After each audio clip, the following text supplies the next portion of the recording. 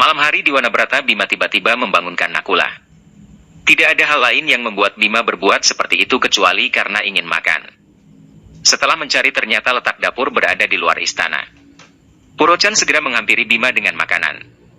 Bima mengajukan pertanyaan kenapa letak dapur di luar istana. Purochan beralasan karena pelayan harus di luar istana agar tidak mengganggu Pandawa.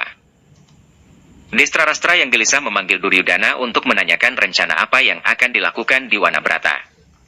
Duryudana berpendapat bahwa setiap ayahnya menegakkan kebenaran, Duryudana lah yang menderita. Atas alasan itulah Duryudana merencanakan akan membakar Kunti dan Pandawa di Wanabrata. Di sisi lain, istana Hastinapura, Widura melihat Bisma sedang melakukan pelatihan kepada prajurit Hastinapura. Tanpa disadari oleh Bisma, ternyata kata-kata Bisma telah menjawab pertanyaan Widura.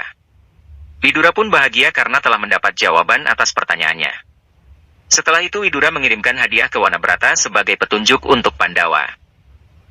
Pemujaan di Wanabrata segera dimulai, namun Arjuna belum juga terlihat. Tepat ketika mereka hendak menyiramkan air, tiba-tiba Arjuna datang, lengkap sudah kebahagiaan para Pandawa. Kunti. Setelah pemujaan selesai, datanglah utusan Widura. Utusan tersebut membawa sesuatu dalam karung yang membuat para Pandawa terheran-heran. Hadiah yang dikirimkan Widura ternyata sekarung beras dan seekor tikus putih. Arjuna pun bertanya apa maksud dari semua ini.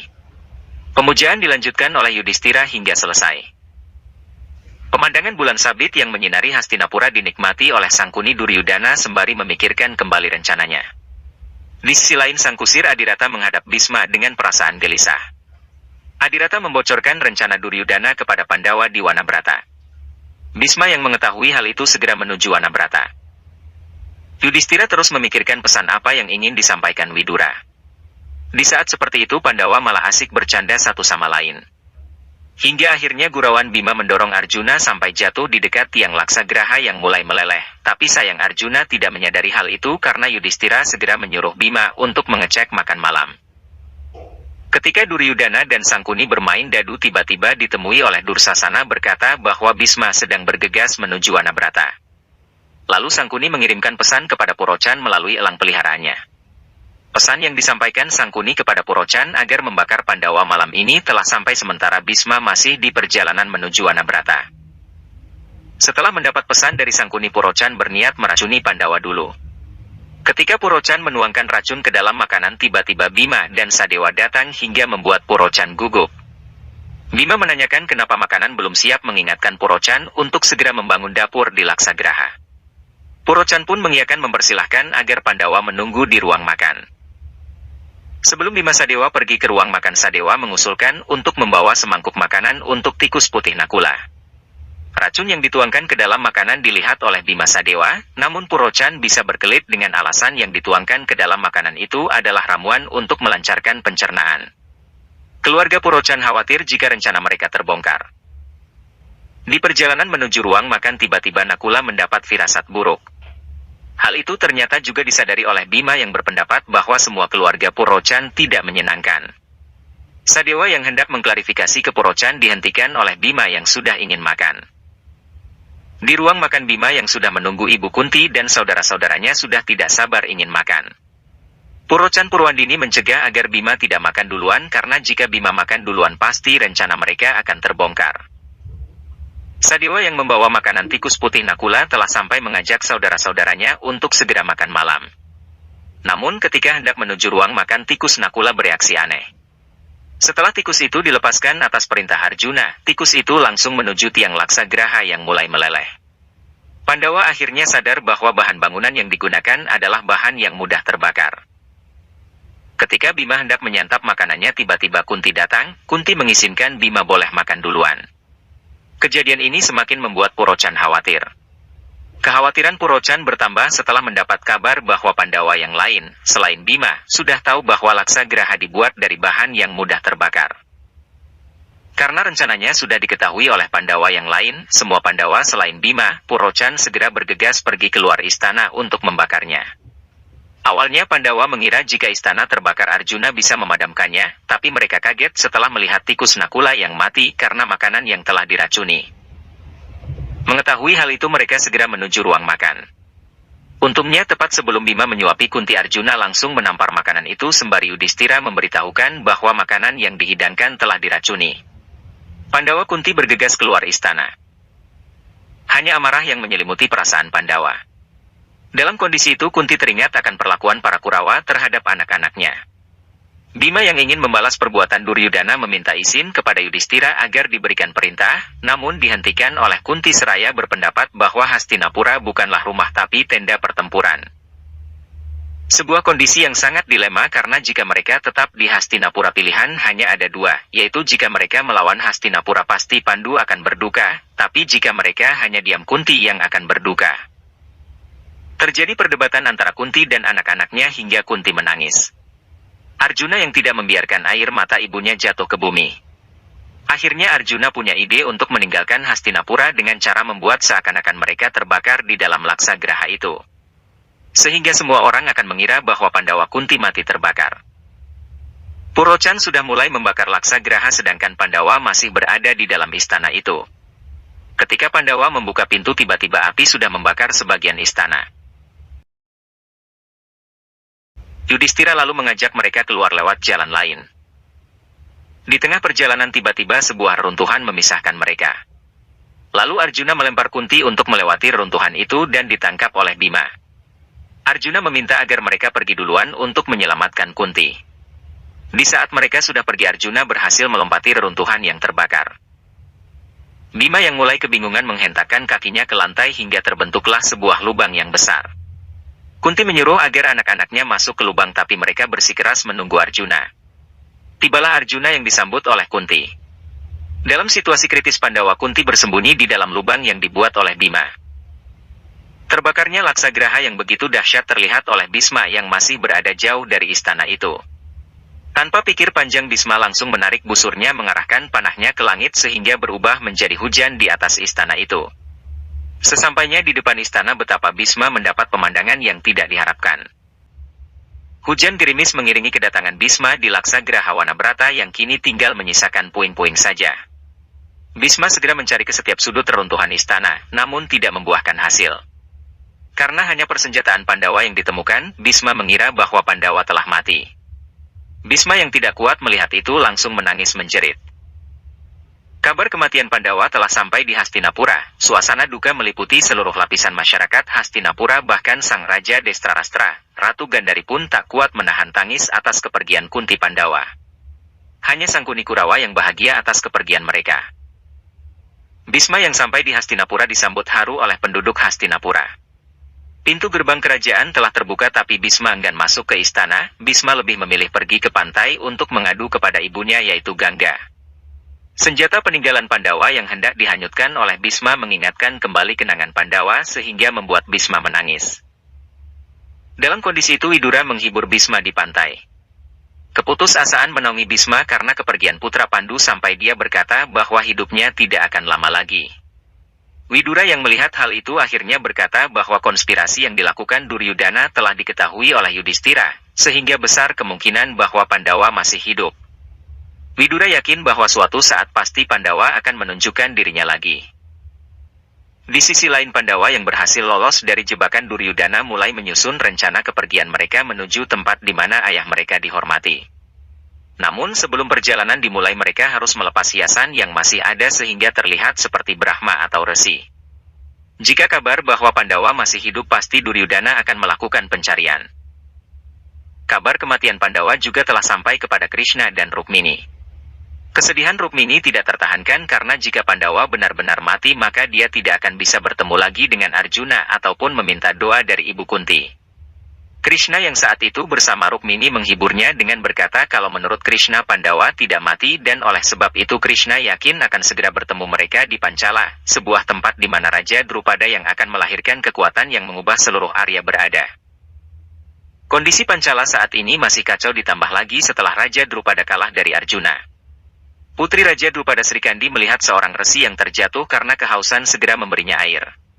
Raja Drupada yang melihat hal itu langsung menendang bejana yang dipegang Srikandi karena meditasi para resi itu tidak bisa memberi Drupada seorang putra. Dalam situasi saat itu ada resi yang menjanjikan Drupada akan mempunyai putra dengan syarat Drupada harus bisa menerima putrinya. Drupada yang mendengar hal itu mengancam sang resi. Lalu resi itu akan melakukan upacara yatsna dan menjanjikan bahwa Drupada akan punya anak yang akan mengubah sejarah Arya. Perjalanan hidup para Pandawa dilanjutkan, Arjuna Nakula membawa makan siang. Yudhistira sedang menyiapkan kayu, sedangkan Bima menyingkirkan batu. Arjuna yang melihat ibunya sedih mengisyaratkan kepada saudara-saudaranya untuk berkumpul di dekat Kunti untuk makan bersama dan menghibur ibu Kunti. Sebelum makan dimulai, Arjuna teringat perintah Bisma yang isinya tidak boleh melipat tangan ketika makan, dengan kata lain Kunti dan Pandawa harus makan dengan cara saling suap. Kesedihan Kunti perlahan menghilang melihat hal itu. Makan pun dilanjutkan dengan penuh kegembiraan. Upacara yatsna di Pancala dimulai, para resi bersiap dengan atribut mereka masing-masing.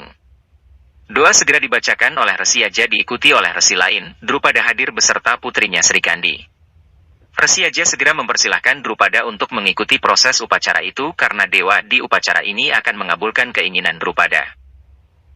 Ketika Pandawa sedang istirahat, tiba-tiba Arjuna terbangun oleh sesuatu yang ada di semak. Yudhistira pun juga ikut terbangun. Arjuna membawa pisau dan segera melihat apa yang ada di balik semak. Betapa kagetnya Arjuna karena yang ada di balik semak itu adalah para resi yang ditahan Drupada di Pancala.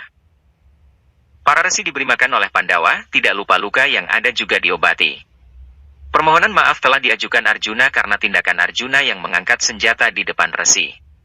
Para resi berkata tidak perlu karena pada saat kondisi itu para resi sedang ketakutan akan siksa Drupada.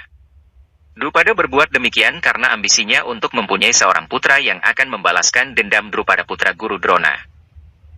Upacara yatsna dilanjutkan, tibalah saatnya Drupada mengajukan permohonan. Drupada memasukkan pedang, jubah darahnya ke dalam api yatsna sebagai korban. Selang beberapa saat seorang pangeran muda keluar dari api yatsna. Atas saran Resi Upayaja, pangeran tadi kemudian diberi nama Dresta Yumna yang berarti cahaya yang kuat. Di keheningan malam para resi bercerita kepada Kunti Pandawa. Arjuna bertanya kenapa para resi tidak mau melakukan upacara yatsna. Para resi tidak bisa melakukan upacara yatsna karena memang para resi itu tidak punya kemampuan untuk melakukan upacara yatsna, tapi yang bisa melakukan upacara yatsna di sana adalah Resi Aja dan Resi Upayaja. Bahkan Resi Aja pernah berkata bahwa putri Drupada akan mengubah sejarah Arya. Kabar itulah yang membuat Pandawa terheran-heran. Drupada telah mendapat seorang putra di tengah upacara yatsna. Sebelum upacara selesai, resi meminta Drupada untuk memberikan pengorbanan lagi. Bukannya memberikan pengorbanan, Drupada malah meninggalkan upacara. Karena yang diinginkan Drupada telah tercapai, yaitu mendapatkan putra bukan putri. Lalu para resi menasehati Drupada tentang keunggulan putrinya, walaupun nasihat para resi itu diabaikan oleh Drupada. Kejadian itu membuat dewa yang ada di upacara murka hingga api yatsna hampir membakar Drupada. Tidak ada pilihan lain bagi Drupada selain melanjutkan upacara dengan amarahnya. Kalau aku harus melakukan pengorbanan, kalau begitu, aku minta pergulatan seumur hidup untuk putri. Aku minta penderitaan. Dengan penderitaan dan pergulatan, maka karakter terbaik akan tercipta. Semoga karakternya murni dan baik seperti Abir ini. Semoga dia memiliki semua ketidakmurnian di dunia ini. Tapi dunia akan merenggut kemurniannya. Bisakah para dewa memberikanku putri seperti itu? Seperti pula gandum ini, semoga dia punya kekuatan untuk memberiku kekuatan pada yang lain. Semoga dia bisa menghadapi keadaan yang bisa menghancurkan moral setiap orang. Tapi dia tetap harus selalu berani dan memberiku keberanian pada orang lain. Bisakah para dewa memberiku putri yang seperti itu? Tidak ada yang lebih cantik di seluruh dunia ini daripada Kumkum ini. Seperti juga Kumkum ini, semoga putriku itu menjadi wanita tercantik di dunia ini. Dan semoga dia memancarkan kecantikan dari yang lain juga. Bisakah para dewa memberiku putri yang seperti itu? Pada yang sudah terbakar amarah memasukkan beberapa persembahan ke dalam api sebagai pengorbanan sembari menuntut para dewa agar memberinya putri yang sesuai dengan keinginannya. Setelah itu api upacara padam, Drupada yang tersenyum lalu meninggalkan upacara. Api upacara yang telah padam tiba-tiba menyala dengan kobaran api yang lebih dahsyat dari sebelumnya. Api menjulur sangat tinggi hingga menyentuh langit yang diiringi petir menyambar. Dalam kobaran api itu terlihat samar sesosok wanita anggun.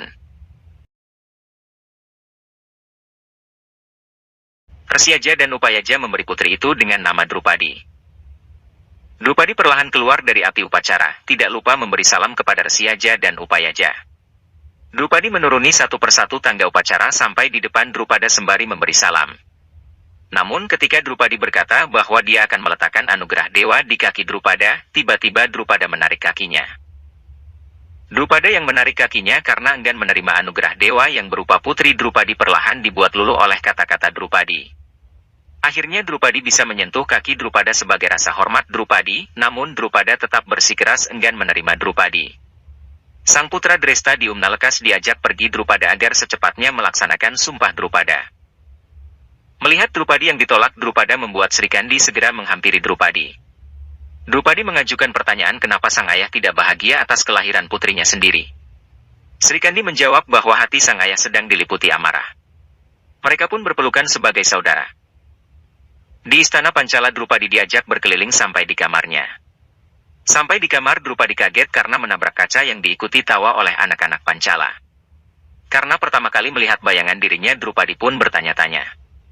Srikandi menyuruh agar Drupadi mandi lalu segera menuju kuil Dewi Parwati setelah Srikandi selesai menyiapkan pasukan. Sesuai instruksi Srikandi, para pelayan segera memandikan Drupadi dan menghiasnya. Tiba-tiba anak-anak pelayan yang menghias Drupadi datang.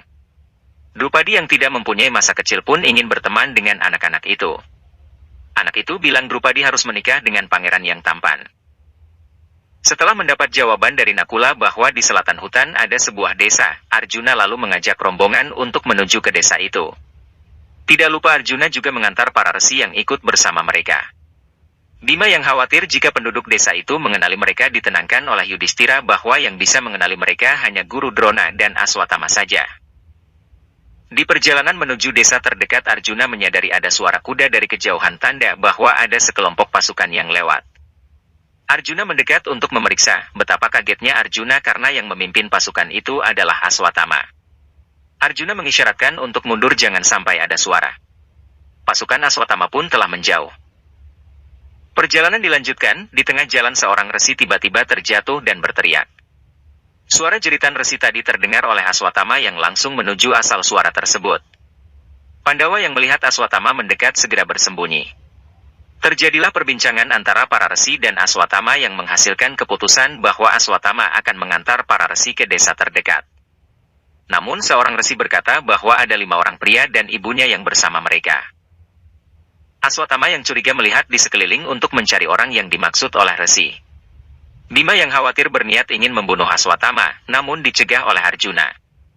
Pencarian dilanjutkan Aswatama dan pasukannya, sedangkan Pandawa berusaha menghindar menuju hutan lebat yang ada di selatan.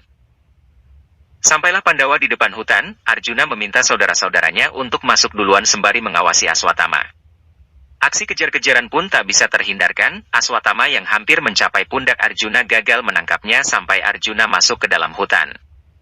Aswatama segera memerintah pasukannya untuk mengejar, tapi seorang pasukan beralasan tidak bisa karena Arjuna masuk ke dalam hutan lebat Hidimba. Tempat yang sangat berbahaya, bahkan sinar matahari pun tidak bisa masuk ke dalam hutan itu.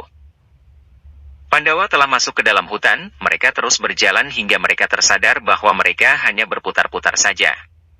Bahkan pohon yang dicabut Bima kembali berdiri dengan sendirinya, Arjuna pun meminta agar Kunti istirahat. Akhirnya Yudhistira dan Arjuna sadar bahwa yang mereka masuki adalah hutan ilusi.